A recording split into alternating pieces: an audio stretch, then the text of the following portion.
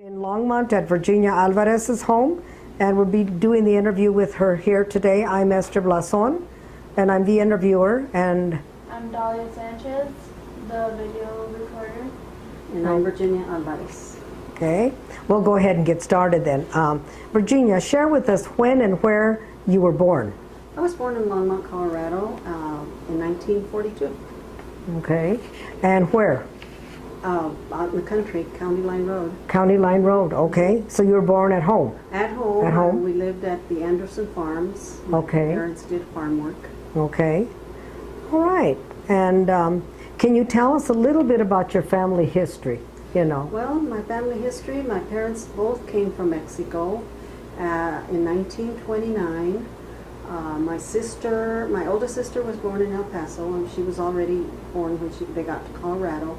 They came because they wanted to better themselves, just like the Mexicans that are coming now, and get education for their children. So they decided to come to the United States. Give us a little bit of information about your recollection of your childhood, your early childhood.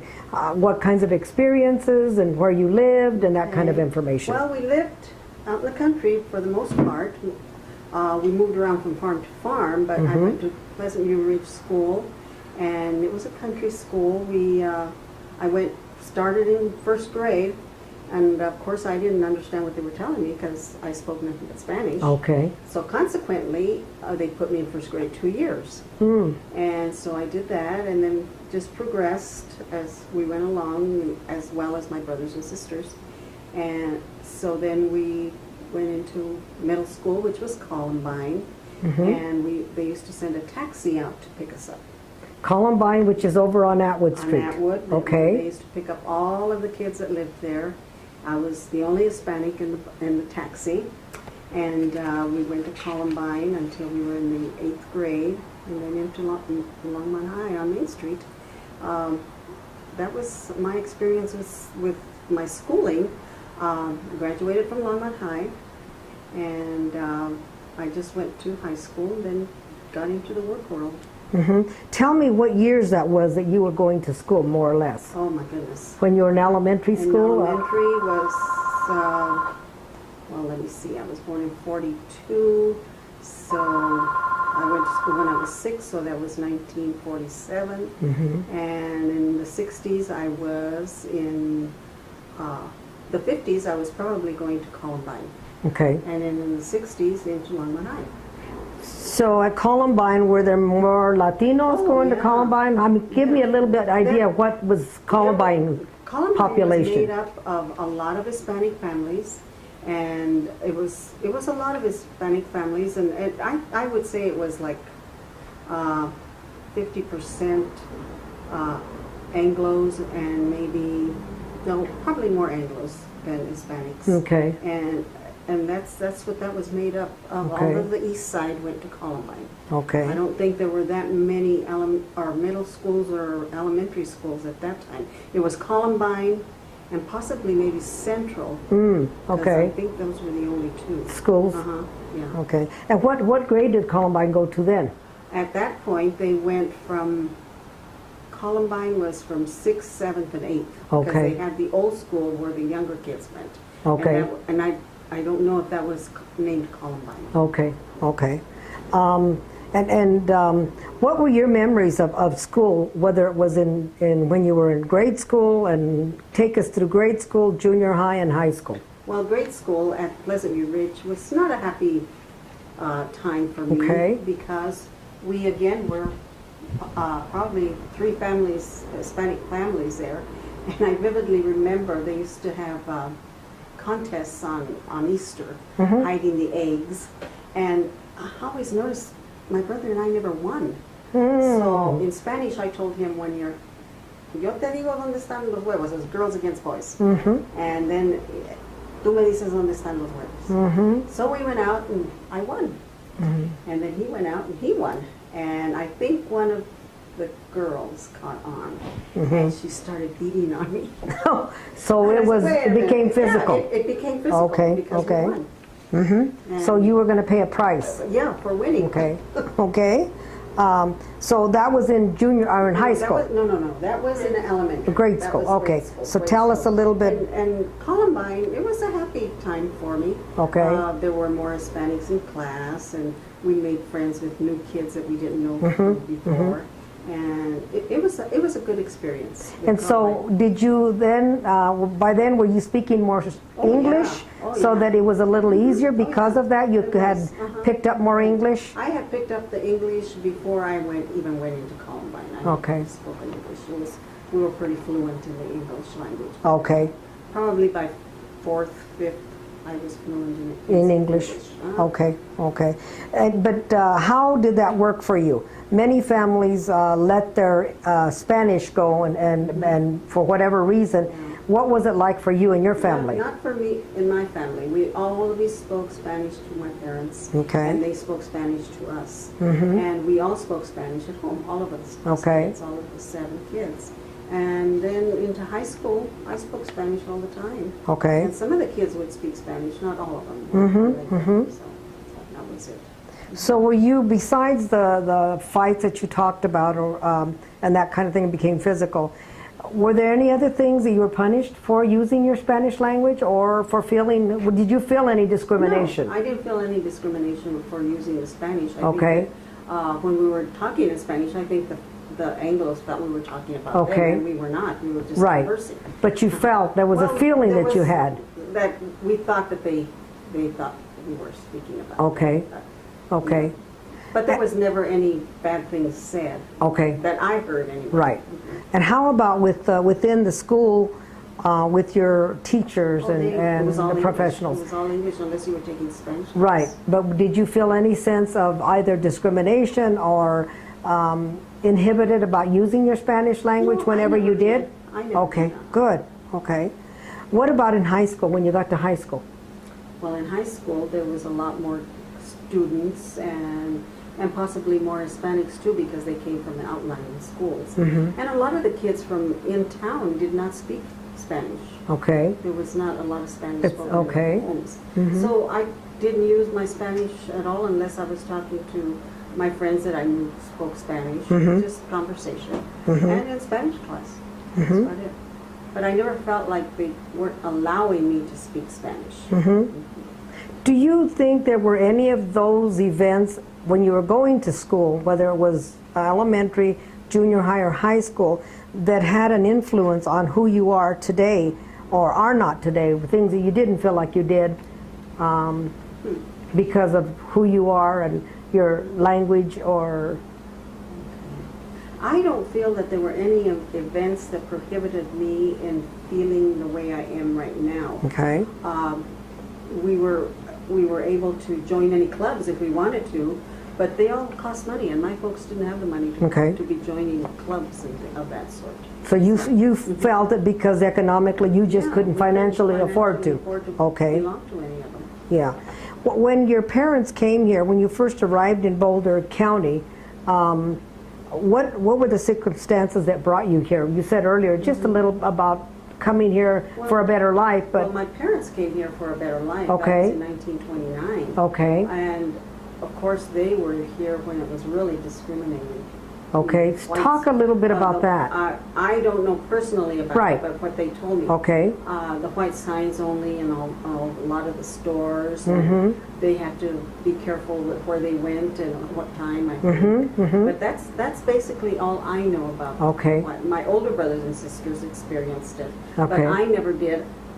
There has always been an underlying discrimination, I think, in Longmont. Mm-hmm. And I don't know if that'll ever go away. So you feel it still exists? Well, I think it exists Okay. a little. Mhm, and absolutely. I think it changed when IBM came in. Mm-hmm. It brought a lot of different people. Mm-hmm. But Okay. I still feel that there's still the older residents in Longmont still have a little bit of discrimination, and it's something that we are, as minorities, are very in tune to. Mm-hmm.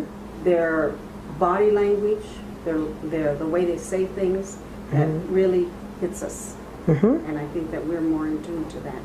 And Okay. sensitivity. Mm-hmm. Sure, sure. So what circumstances do you think, since you came to Boulder, when you came to Boulder County, presented challenges for you? Were there challenges for your parents and for you, or? I'm sure there were challenges, more challenges for my parents. Okay. More so than for myself, because they had been here for a long time already. And all of those signs went away. I don't know when exactly they went away, but there was a lot of challenges for them. At that point, we were able to translate for them, but they learned some English where they could speak for themselves. Were there ever any times when your parents spoke English, but probably not as fluent as other people?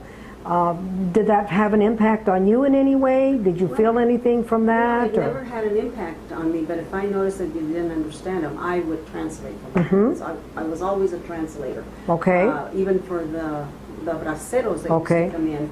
There was a little grocery store on Main Street down on 2nd Avenue, Henry's Food Market. Okay. And my folks used to buy groceries there, and I would always notice that there were braceros in there and they couldn't communicate with them. So there I go, about 10 or 12 years old, to translate for them. So I was always available for whoever needed. And did you translate for your parents in that way too? Okay. Oh, yeah. Okay. We always translated for them. Good. Okay. So what, besides that, when the translation was one piece, were there any other issues that your family faced coming here to this country? And did they come here to work? Were they labor workers? What exactly did they do? Farm workers. Okay, farm workers, farm labor. Okay. Did was farm labor. So from that your parents were farm labor workers, what impact did that have on you to decide what you wanted to do in life or where you're at? Well, I think they taught us to be responsible with whatever kind of job you had. To be responsible, to be there, to know what you had to do and do it. Okay. So, responsibility.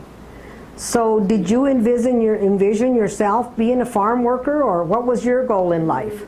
You know what? I don't ever remember having goals in life. Okay, I graduated, I applied for jobs, I got the jobs, and I just continued to work in life. But I never envisioned myself being this or that. I just... Okay.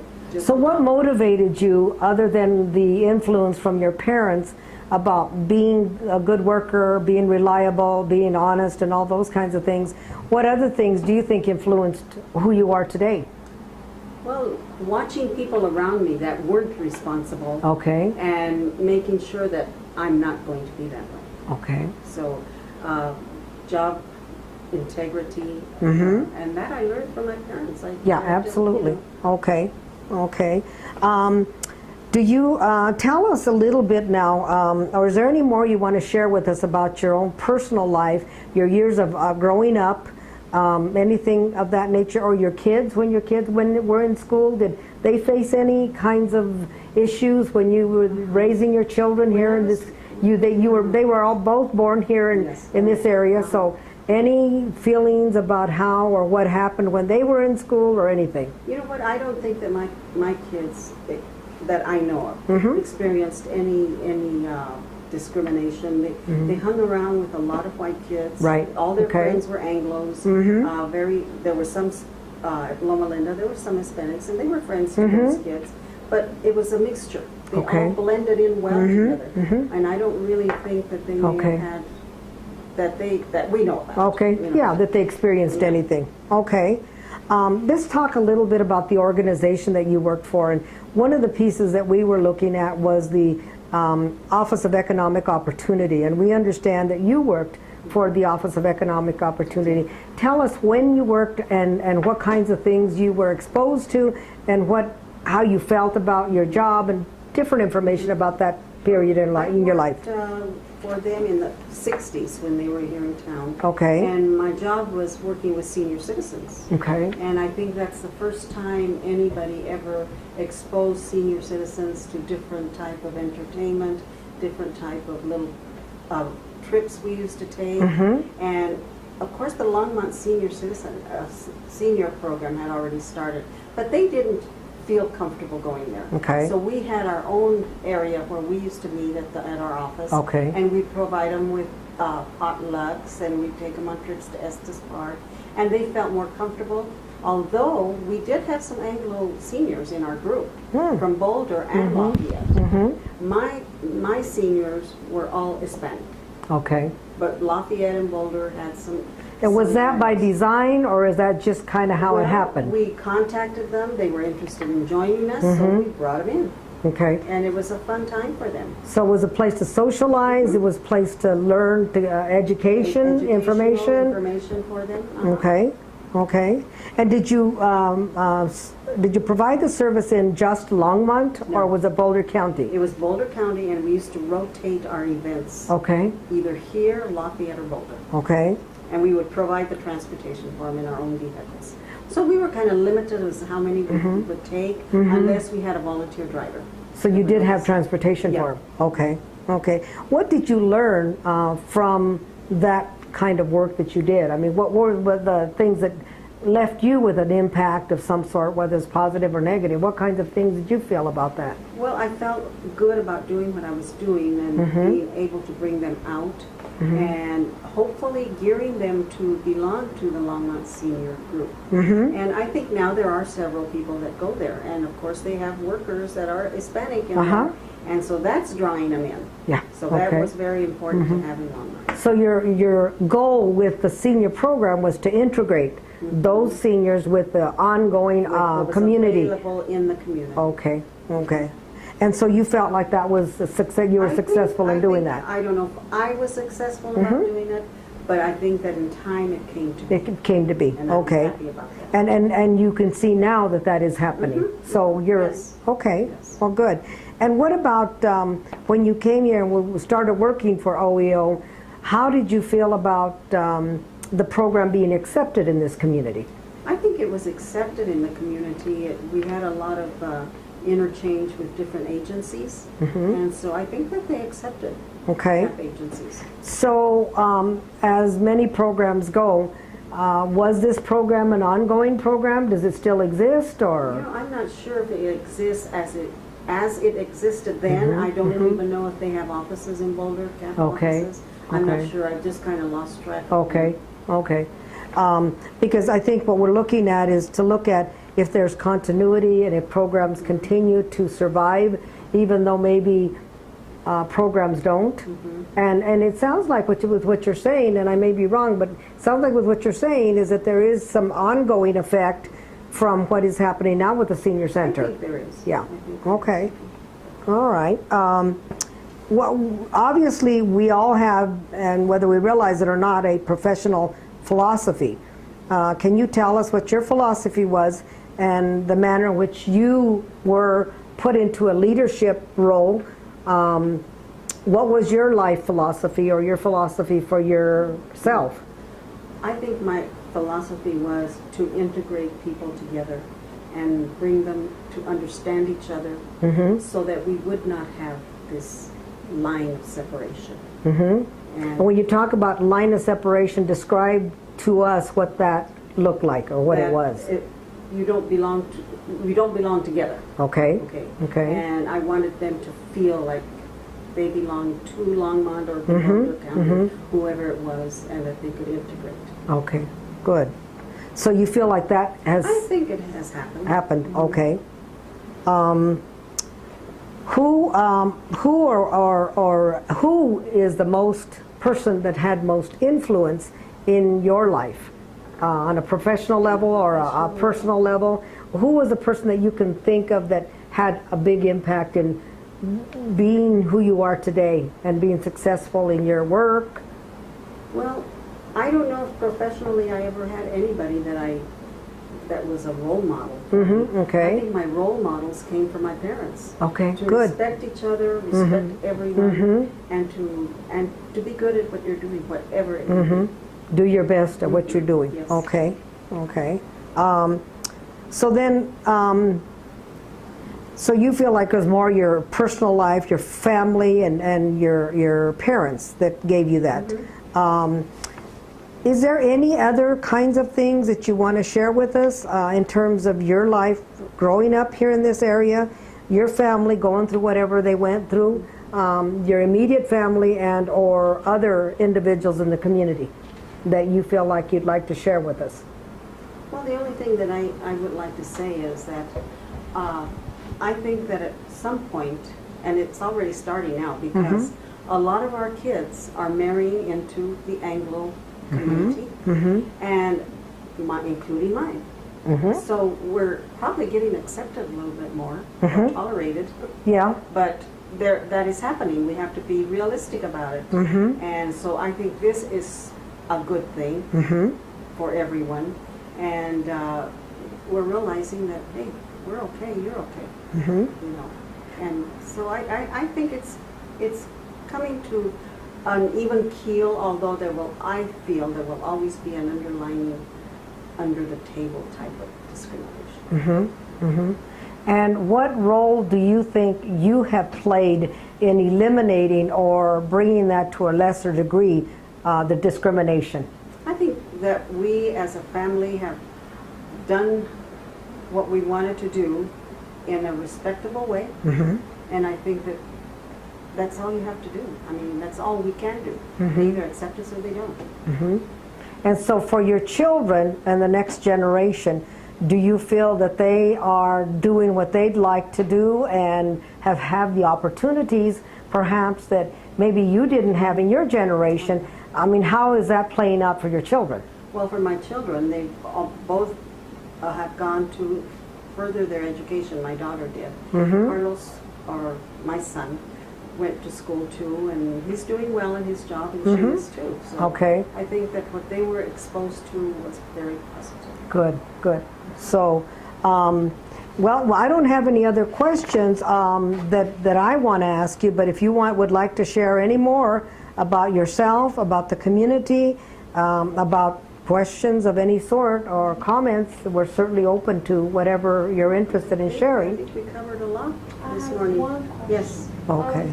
Is it important for you to carry Hispanic traits throughout your family history, or in the future, do you want your children to know about how you were here or how your parents got here? I think that my kids know all about that. We've talked about it. And as far as customs and traits, they know about it. And I think it's important for them to tell their children, if they ever have any. But it's important for any child to know their background and know about their family and their traditions. And I think I have told them about it. I think it's very important for any family to do that. Do you have any particular traditions that you carry on? Well, teaching them things that they like to eat, and they're always asking me, how do you do that? How do you do this? Cooking, I said, cooking preparing? is how they prepare the food that they like to eat for me, because everybody makes it different. Right. So that's what I'm passing on Okay. to them, besides our heritage. Okay. You know. What about your heritages that you're sharing with them that you hope that they carry on to the next generation? Well, to respect people. Okay. To respect people, and I think that goes for any group, to respect, to accept, to be accepting.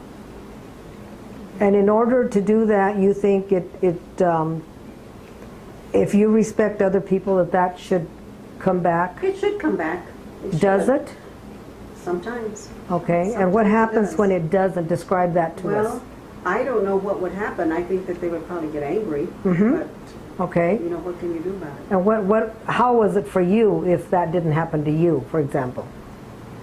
I would probably not associate myself with whomever it Okay, was. so you would isolate yourself from that Yeah, population that or whoever it Or was? person. I'm Okay. not going to say population. But person. Individuals Okay. do it, not Okay. a population. Do you feel like you were ever able to stand up or challenge somebody on an issue that you felt that was traditionally something traditional or something that you felt was either discriminatory or traditional for you, and people were not accepting it or feeling it was not an okay thing? I've never felt that people around me, and when I'm talking about Hispanic traditions, have never been accepting. They're learning. You know, Okay. they're learning, and we talk about it, and they give me their that what they do in Their their families, opinions, and not necessarily opinions, but Oh, they're- we didn't know that, you know, or this type of thing. Okay.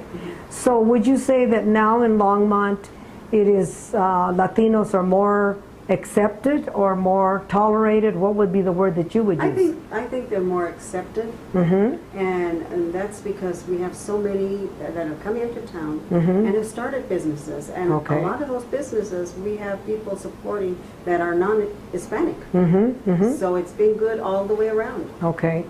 What on that subject, what contributions do you think Latinos have made in Longmont?